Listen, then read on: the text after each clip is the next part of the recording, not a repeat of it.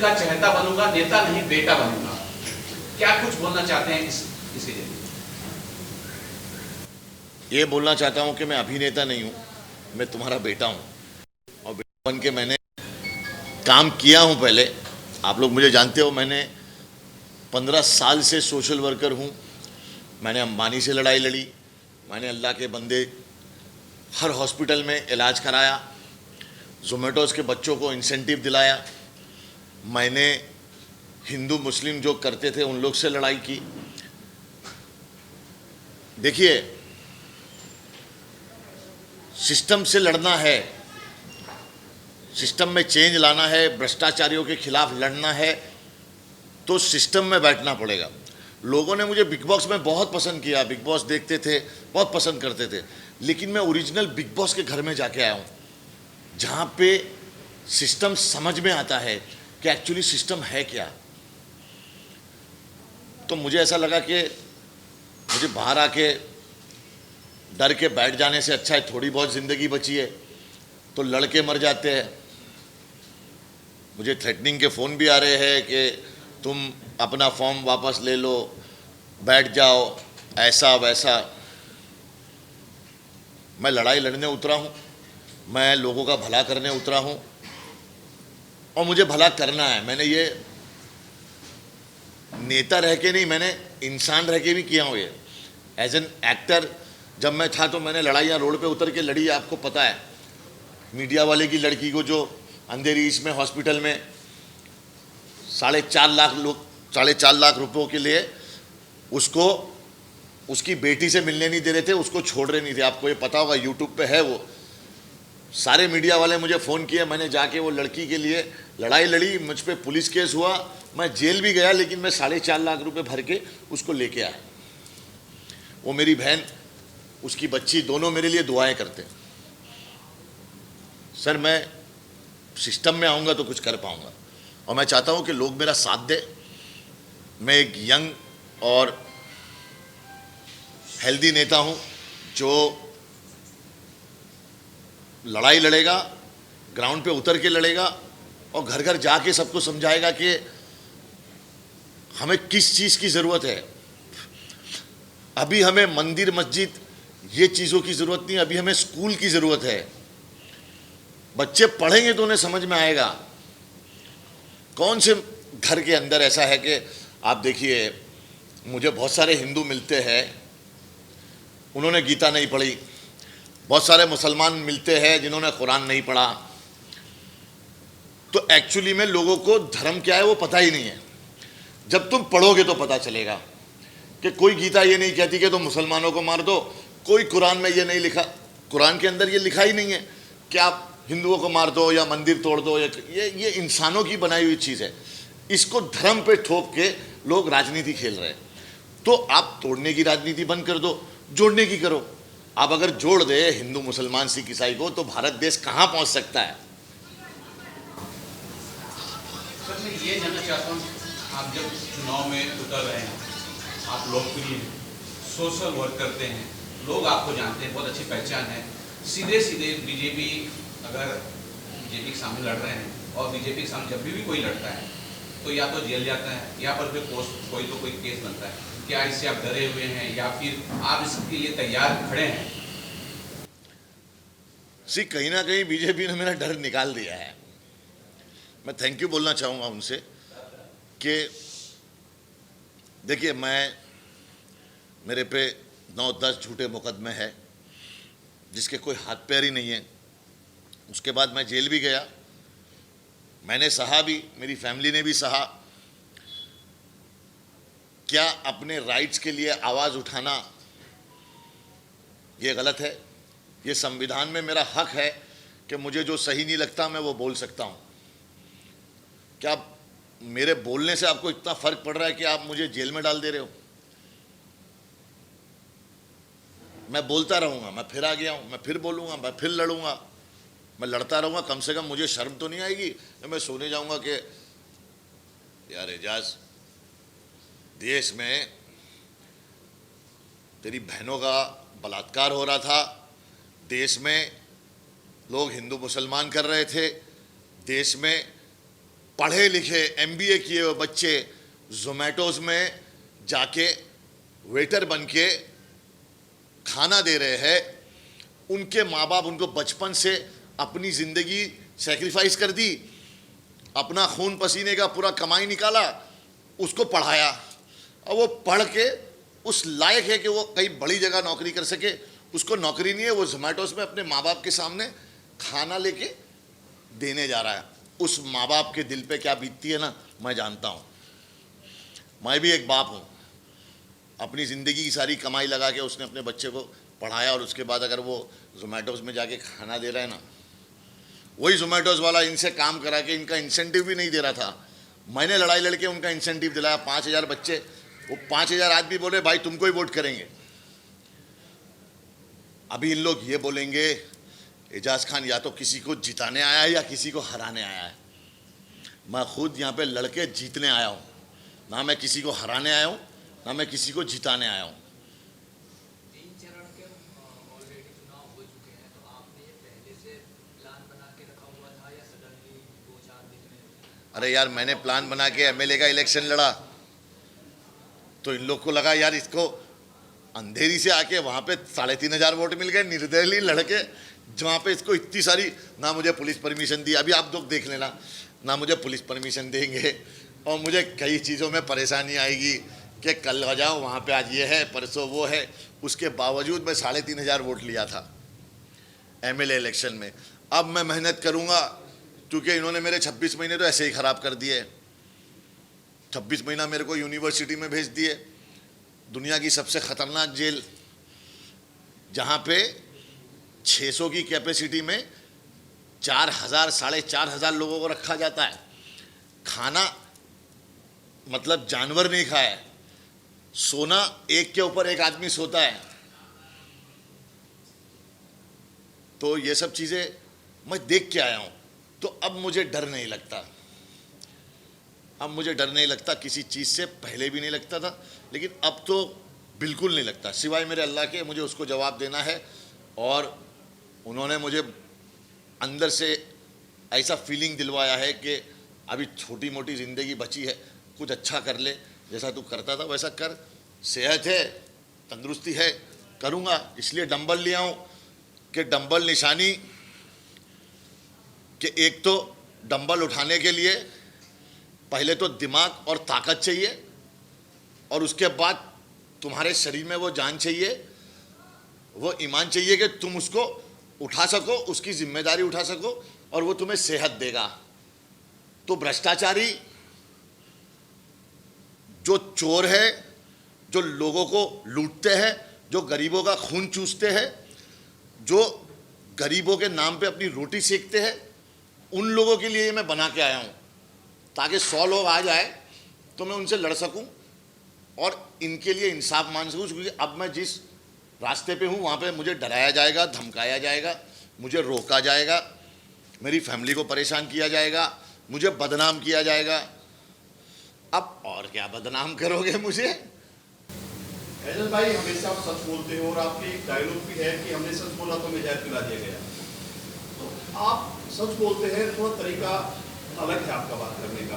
लेकिन आपको लगता है आप टिकट लिए 10 आपके ऊपर झूठे केस हुए, डाल के कुछ लोग फंसाने की तैयारी में लग गए होंगे आधे लोग? सर लग जाने दो। देखो, वो तो जिल्लो मंतुसा, वो तो इज्जो मंतुसा। इज्जत और जिल्लत अल्लाह के हाथ में है। बोले जाको राके साइया मार सके ना कोई। ये लोग कुछ भी कर ले, ये मेरा कुछ नहीं बिगाड़ सकेंगे। मेरी जो शुरुआत हुई कुरला में, जब मैं गया तो मुझे माओ ने ऐसा वेलकम किया कि हिंदू मुसलमान का गेम ही ख़त्म कर दिए वो। कि एक मेरी माँ यहाँ से आई दाल गोश्त लेके, एक मेरी माँ वह गुजराती, वो भी, और दोनों ने मेरे को दुआएं दी कि एजाज हम तुम्हारे साथ हैं बेटा, हम तुम्हें देखते आ रहे हैं यूट्यूब पे, इस पे तुमने कोरोना में इतना काम किया, तुमने कैंसर के पीड़ित लोगों के लिए काम किया, तुमने हार्ट पेशेंट लोगों के लिए काम किया, तुमने हॉस्पिटल की लड़ाई लड़ी, तुम जेल गए, सब पता है आम जनता को। इसीलिए ये लोग बौखला गए हैं।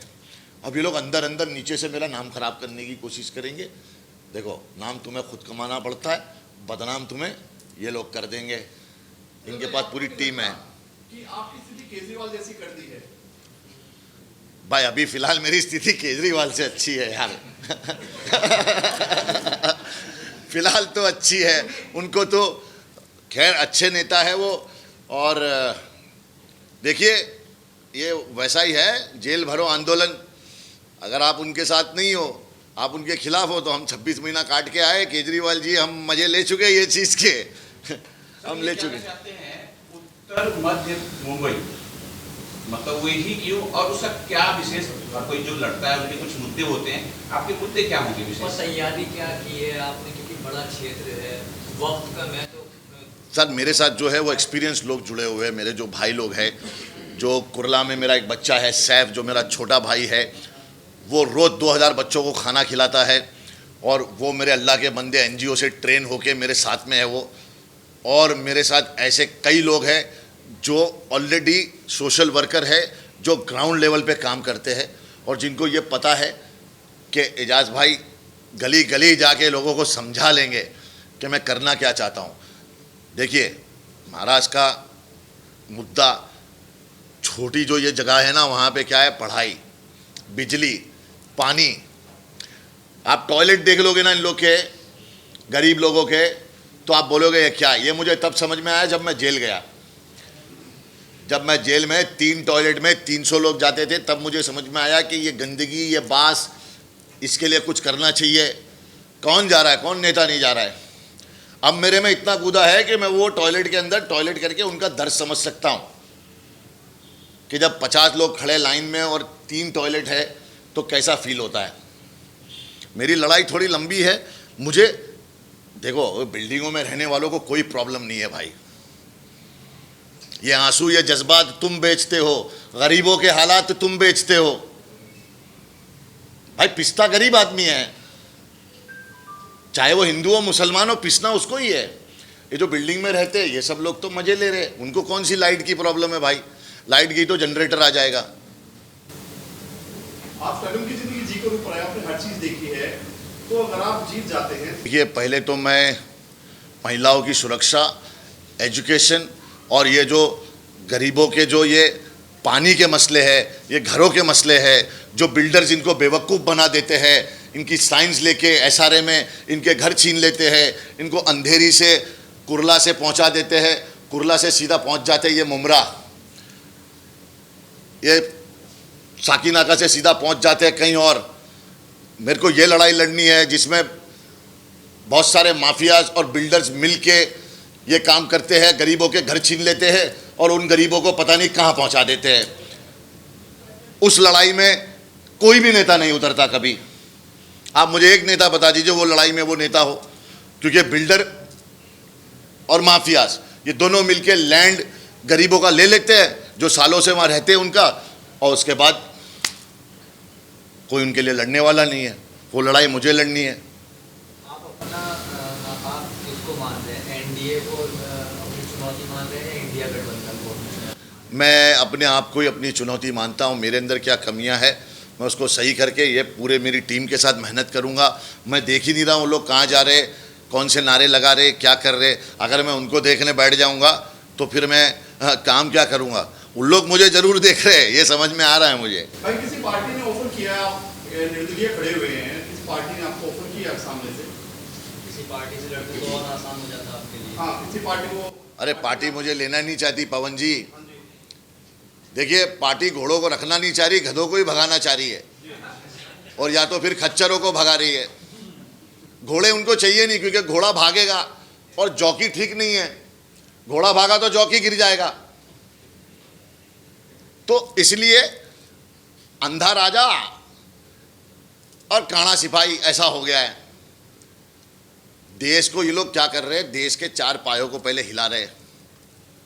अरे भाई इंडिया पाकिस्तान की डिबेट हमें क्या करना रे भाई। पाकिस्तान में क्या हो रहा, हमको हिंदुस्तान में क्या हो रहा उससे लेना देना है हमको। हमारे बच्चों को नौकरी नहीं है, हमारे बच्चों को स्कूल नहीं है, अस्पताल नहीं है। मुंबई के अंदर मैंने हॉस्पिटल के लिए काम किया तो मैंने देखा कि महाराष्ट्र के अंदर ऐसे अस्पताल नहीं है जहाँ पे जाए तो आदमी तुरंत इलाज कर पावे। जो गरीब लोग जाते मरी जाते भाई, बाकी सब है कसाई खाने। अंबानी में आदमी जा नहीं पाएगा, गरीब आदमी। वहाँ पे तो ये बड़े बड़े लोग जाते हैं और फिर बिल बनता है उनका, वो 5 स्टार होटल है। उधर कोई भी आता है पीछे के रास्ते से, ये वो बड़ी बड़ी गाड़ियाँ, ऊपर बड़े बड़े रूम हैं। गरीब आदमी कहाँ जाएगा भाई? वो केम्स में जाता है, इधर जाता है, वहाँ जाता है, तो उसको बोलते अरे आप बैठिए लाइन में, ये फॉर्म भरिए। अरे गाली देने को मन करता है। हमको पढ़ा लिखा होता है ये बेचारा गरीब, तो फॉर्म नहीं भर रहा होता, तेरे को सिखा रहा होता तेरी ड्यूटी क्या है। वो तो पढ़ा लिखा नहीं है वो। अब तो उसको फॉर्म दे रहा है हाथ में, अब वो जाके 10 लोगों को पूछ रहा है, भाई साहब ये फॉर्म कैसे भरते, भाई साहब ये बताइए जरा। अब वो आदमी बिजी है, बोलते हैं भाई आगे जा। तो गरीब का तो जो बच्चा है या कोई है वो तो मर जाएगा। तो क्या हो रहा है? मर रहा गरीब है। मुझे गरीबों की लड़ाई लड़नी है। मुझे ये क्या बोलते हैं उसको, upper class, I don't care about them. वो उन लोग का सब चल रहा है, उन लोग अपना टैक्स भर रहे, खा रहे, पी रहे, चोरी कर रहे, सब कर रहे। I am concern about this people जो अपने हक के लिए रो रहे हैं, मर रहे हैं, और अब इतना रो चुके हैं कि वो अपनी गुहार को भी नहीं उठा रहे। इतना दब चुके हैं वो लोग, इतना दबा दिया। मैं उन लोग की आवाज़ बनना चाहता हूँ, चाहे वो दलित हो, मराठी हो, मुसलमान हो, फलाना हो, ढिमका हो, कोई भी हो, वो हिंदुस्तानी होना मांगता है। राष्ट्रीय पॉलिटिक्स काफ़ी चल रही है इंडिया में और काफ़ी ज़्यादा आगे बढ़ा रहा है, और सोशल मीडिया पे यूथ भी कहीं ना कहीं इससे काफ़ी भ्रमित हो रहा है। तो इसका क्या आपकी राय होने वाली है और आप इसे किस तरह से टैकल कर सकते हैं या करने वाले हैं? देखिए, धर्म का धंधा है और हर बंदा उसमें अंधा है। ये धर्म का धंधा है और हर बंदा उसमें अंधा है। ये धर्म का धंधा चल रहा है, मैं उसमें नहीं मानता हूँ। मेरे साथ सागर नायडू चलते हैं, मैं सो जाता हूँ ना तो नायडू जागता है, सागर जागता है। मेरी माँ, उसका नाम है ज़ोहरा बानो। मेरी माँ ने मुझे बड़ा तो किया, लेकिन मुझे मेरी माँ के जैसा प्यार कमला ताई ने भी दिया। वो मराठी है भाई। शिवाजी की सेना में, छत्रपति शिवाजी की सेना में सबसे ज़्यादा मुस्लिम थे। जब वो सो जाते थे तो मुस्लिम जागते थे। आज हमारे यूथ को ये लोग क्या दिखा रहे हैं? उनको ये दिखाओ ना कि भाई मराठी और मुसलमान भाई है, एक ही पार्टी बना लो। फिर तुमको बीजेपी से लड़ना है तो तुम क्यों चाह रहे हो कि मैं शिवसेना, तो मेरे को सीट मिल जाए, मैं कांग्रेस, मैं ये, मैं वो। अरे तो तुम सब लोग इनसे लड़ाई लड़ रहे हो, तो तुम सब एक हो जाओ। अगर मराठी और मुसलमान महाराष्ट्र में एक हो जाए तो कोई और जीत सकता है? तो ये राजनीति है और ये धर्म पे हो रही है। तू मला वोट काबजे, तू इसको दे, तू मेरे को दे, भाई मैं मुसलमान हूँ तो मेरे को दे। मैं ये बोल रहा हूँ, मुझे वोट दो। अगर तुम्हें लगता है कि मैं तुम्हारे लिए काम कर सकता हूँ, लड़ सकता हूँ, तो मुझे वोट दो। और ऐसा नहीं है भाई, अभी मेरे भी कुछ मौलाना लोग अभी ये फैला रहे होंगे वहाँ पे, एजाज खान को वोट नहीं देना, वोट कांग्रेस को देना, क्योंकि हमें ऐसा लगता है एजाज खान वोट काटेगा। अरे एजाज खान 26 महीना जेल काटा मौलाना, तुम थे क्या उधर? एक दिन में हाँ ताज्जुद पढ़ते और फिर सॉरी बोलते कि ये क्या हो गया, हमने सब लड़ा है। तो मेरे भाइयों, इस बार तुम्हारे दिल की सुनना, मौलाना बोले, पंडित बोले, किसी की मत सुनना, अपने दिल की सुनना और देखना कि कौन तुम्हारे लिए भाग के चेंज ला सकता है।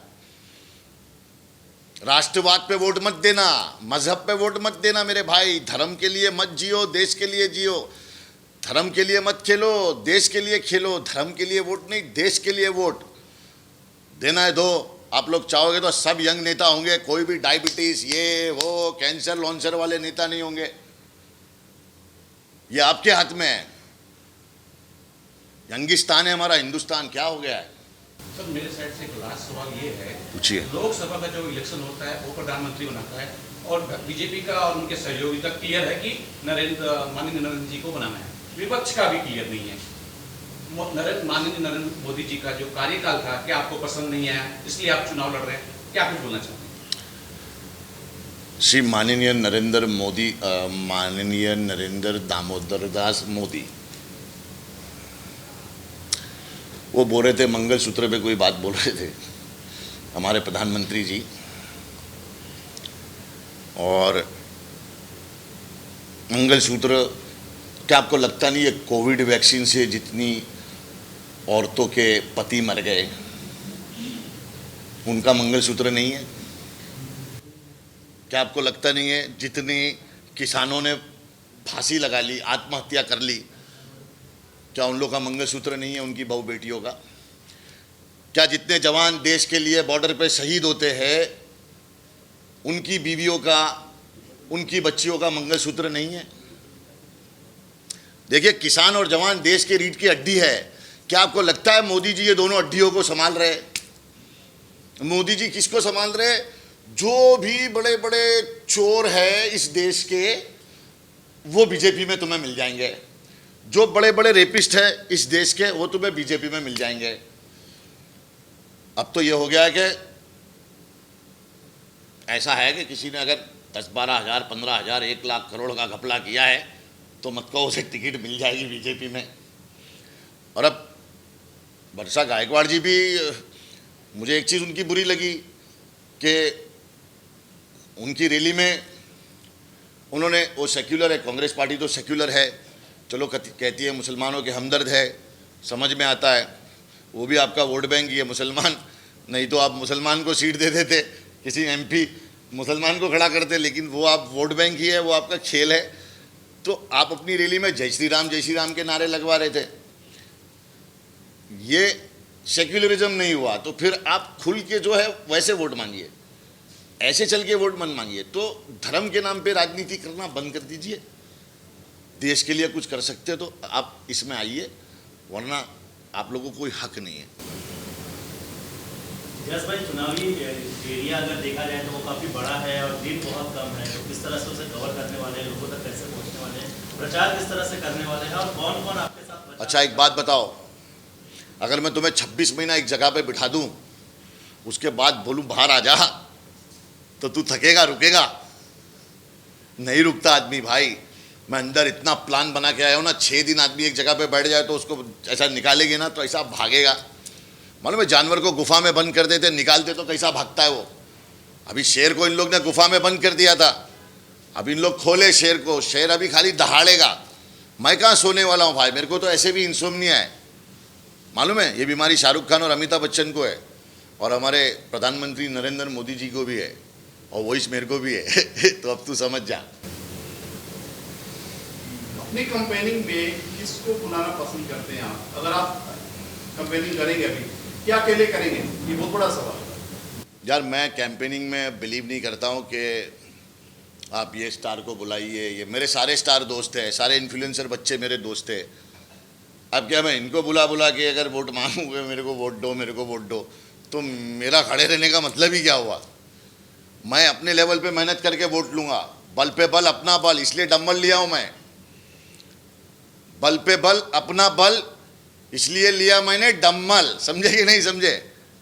आई will fight, I will take my people, I will go to everybody and ask मुझे वोट दो। अगर आपको ठीक लगता है, मेरा ये प्लान है, मैं ये कर सकता हूँ। और मेरे साथ सब यंग लड़के हैं, स्पोर्ट जूते ले लिए हम लोगों ने, सबने, रुकने का कोई शॉट नहीं है। और हम लोग साइकिल ले लेके सब जगह जाएंगे। जनता को तकलीफ नहीं होनी चाहिए, नहीं तो शिवसेना और बीजेपी का रैली था तो इन लोग आपस में लड़ रहे, पूरे पब्लिक, वहाँ पे एक एम्बुलेंस थी, वो एम्बुलेंस को निकल नहीं पाया, बच्चा पता नहीं कोई बीमार था उसमें। तो ये सब तकलीफ है जनता को, क्यों जनता के लिए कर रहे हो जनता को तकलीफ? अभी तो आए भी नहीं और तकलीफ चालू जनता को। अभी कौन किसका बच्चा रहेगा, वो क्या रहेगा, उसको एम्बुलेंस को जगह नहीं, ये लोग लड़ते जा रहे। पुलिस परेशान इनकी वजह से। क्या हमारे पुलिस वाले इसलिए है सिर्फ कि इन लोग को रोकते रहे, लाठी लेके धक्के देते रहे? अरे तमीज से जाओ रे, तमीज से आओ। तो जनता को परेशान मत करो, जनता को सपोर्ट करो, जनता के लिए लड़ो। और मैं जनता के लिए हूँ, मैं गरीबों के लिए लड़ना चाहता हूँ और मैं लड़ूंगा। लास्टली एजाज खान कितने लाख वोटों से जीतेंगे, क्या माइंड में बिठा के रखा? भाई एक बात बताऊं, कल सुबह तू और मैं उठेंगे कि नहीं ये मालूम नहीं है अपने को। तो वोट कितने आएंगे तेरे को अभी से कैसे बताऊं? मैं क्या कोई बीजेपी का कोई नेता हूं क्या?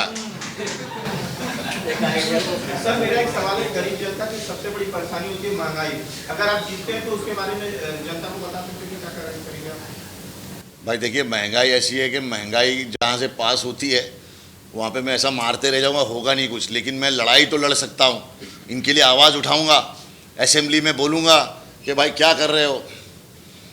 अभी क्या है, देखो भाई, ये सूबे पे बैठे ठेकेदार है, इन लोग जब आते हैं तो अब मैंने ना दुनिया देख ली, ये लंदन अमेरिका ये वो वैसा वैसा। सच बोलूँगा तुम लोगों को, हर मॉडल खूबसूरत लड़की घुमाया, उस टाइम पे हीरो वाला फील्ड था, वो सब किया, पार्टी किया, नाचा गाया, सब कुछ किया, दुनिया देखी, हर किस्म की गाड़ी चला ली, बाइक चला ली, हर किस्म की घड़ियाँ पहन ली। एक लालच सी मर गई है मेरी यार, मैंने सब देख लिया, हर मौसम, हर कलर, हर सब कुछ देखा मैंने। और उसके बाद मैंने एक अंधेरा देखा, और जो अंधेरे में मैं बैठा ना, तो मेरे को ऊपर वाले ने बोला, क्या रे समझ में आ रहा है क्या तेरे को। अब मैं ऐसा बैठा हूं, इधर खटमल चल रहे ले, इधर सब चिल्ला रहे पब्लिक, लोग आपस में एक दूसरे को गाली दे रहे। मुझे लग रहा है यार कहाँ पे आ गया हूं मैं यार। मेरा ऊपर वाला बोलता, पब्लिक के लिए कुछ कर, जैसा तू करता था पहले, अभी छोड़ के तू वापस क्या कर रहा है। फिर मैंने जेल में लोगों के लिए चार्जशीट पढ़ना शुरू किया कि मैं जेल में लोगों की मदद कैसे कर सकता हूँ। जिनको चार्जशीट पढ़ना नहीं आ रहा था, मैं उनकी चार्जशीट पढ़ के उनको पॉइंट बता रहा था। फिर जिनको अर्जी लिखना नहीं आ रहा था, उनके लिए मैं अर्जी लिखता था। जितने भी बुजुर्ग लोग जो अंदर फंसे हुए हैं, जिनको लोग भूल गए, घर वाले भूल गए, जज भी भूल गया उनको, मतलब 1 साल की सज़ा में 4 साल से अंदर है आदमी, उसको कोई इंसाफ नहीं है ना उसका कोई बोलने वाला है। मैंने एक जज को लेटर लिखा कि my Lord, I am in your custody, my sentence is finish, still I am inside. वो जज वो पढ़ के ना वो बोल रहे, अरे बाप रे बाप, ये आदमी 4 साल से अंदर है, बोले इसकी 1 साल की सजा थी। वो उसको तारीख पे नहीं भेजे 3 साल, वो 3 साल तारीख पे नहीं गया तो वो छूटा भी नहीं। बोलो, यानी कि 78 रोड जेल से आदमी की 3-3 साल तारीख नहीं लगती। अगर तारीख नहीं लगी तो आदमी छूटेगा कैसे। तो मेरे को वो सनी देओल का डायलॉग समझ में आया, जो पहले मैं डायलॉग के हिसाब से देखता था, तारीख पे तारीख, तारीख पे तारीख, तारीख पे तारीख, मगर इंसाफ नहीं मिलता। ये ऑनर मिलती है तो बस तारीख। फिर मुझे समझ में आया कि 26 महीने मुझे भी तारीखें मिलती गई। सर, ज़िंदगी के 26 महीने बहुत कीमती होते हैं, इसलिए समझ में आया कि देश के लिए कुछ करते हैं। बहुत बहुत शुक्रिया आप लोगों का। सर, मेरे लिए तो लोग खड़े होते हैं और जीत भी जाते हैं, जीतने के बाद में कोई बड़ी पार्टी का ऑर्डर आता है उसमें घुस जाते हैं। क्या आप भी ऐसे कुछ करेंगे? ये सवाल अच्छा है तुम्हारा। अगर बात ऐसी आई कि किसी पार्टी में जुड़ना है, तब का तब देखेंगे, पहले जीत तो जाए, जीतने के बाद पता चलेगा क्या करेंगे। जब इंडिपेंडेंट आदमी चल सकता है, जब जीत सकता है, तो फिर पार्टी में काहे को जाने का।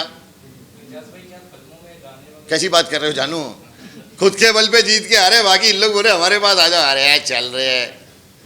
अकेला भी तो आदमी सूट पहन के जा सकता है कि I am here sir, I am also member of parliament. ये तो मेरे भाइयों के हिसाब में है कि भाई ना डायबिटीज़ है, ना शुगर है, ना कोई बीमारी है अल्हम्दुलिल्लाह, और ना कोई ऐसी कमज़ोरी है, ना कोई डर है कि बीवी बच्चे सब अल्लाह भरोसे छोड़ दिया हूँ मैं। जो होगा देखा जाएगा, लड़ाई लड़नी है, जान जाएगी देखी जाएगी, जो जाएगा देखी जाएगी, लेकिन लड़ाई लड़नी है। जज भाई, तो आप फिल्में वगैरह क्या छोड़ देंगे या एकदम फिल्में वगैरह छोड़ दें, गाने वगैरह आप कर देंगे? नहीं यार, रवि किशन छोड़ दिया तो मैं छोड़ दूँ क्या? क्या बात कर रहा है यार, सब करेंगे ना भाई, लेकिन देश की सेवा भी तो करें। लोग क्या कर रहे, एक ही चीज़ कर रहे, खाली देश में क्या हो रहा है भूल जा रहे।